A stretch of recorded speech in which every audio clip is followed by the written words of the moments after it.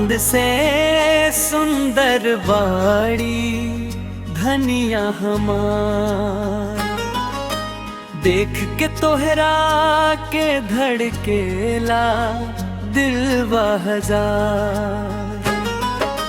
चांद से सुंदर बाड़ी धनिया हमार, रोआ बिना सुना लागे संसार।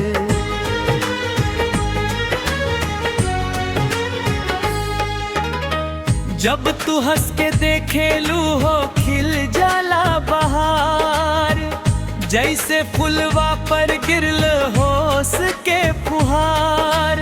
तोहरे नयनवा में डूबल बा हमार प्यार, रौआ खातिर धड़के रोज दिलवा हमार। चांद भी शर्माए तोहरे रूप के देखे, तारन के चमक जाला फीकी पड़ के।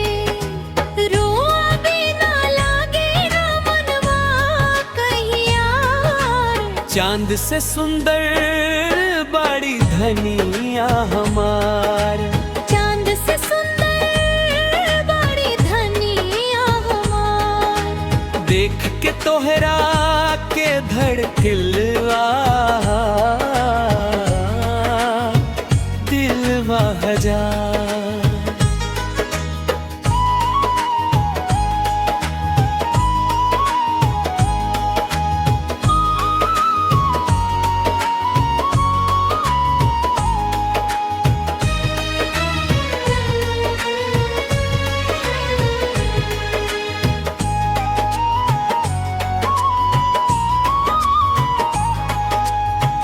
माथे के बिंदिया चमके जैसे बिजुरिया, गोर गोर गाल लागे फुलवा के क्यारिया।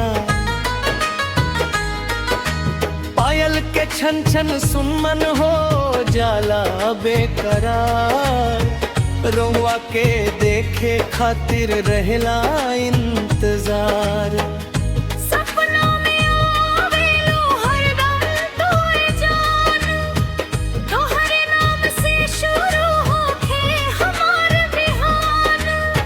रुआही बनल बाड़ू जिंदगी के आधार, चांद से सुंदर बाड़ी धनिया हमार।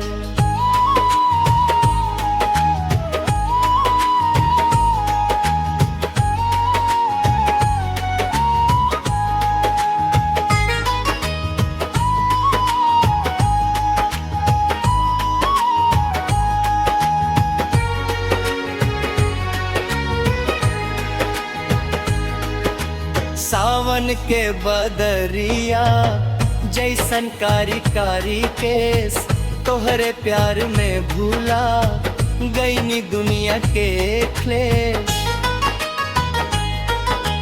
हथवा में हाथ रहे जन्म जन्म के साथ, कभी ना छूटे सजनी प्यार के हाथ।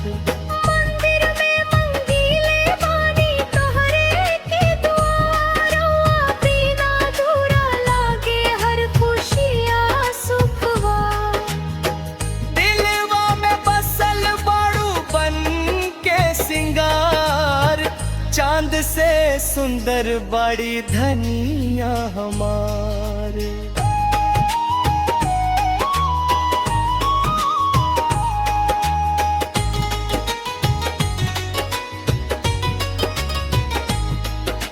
चांद से सुंदर बाड़ी धनिया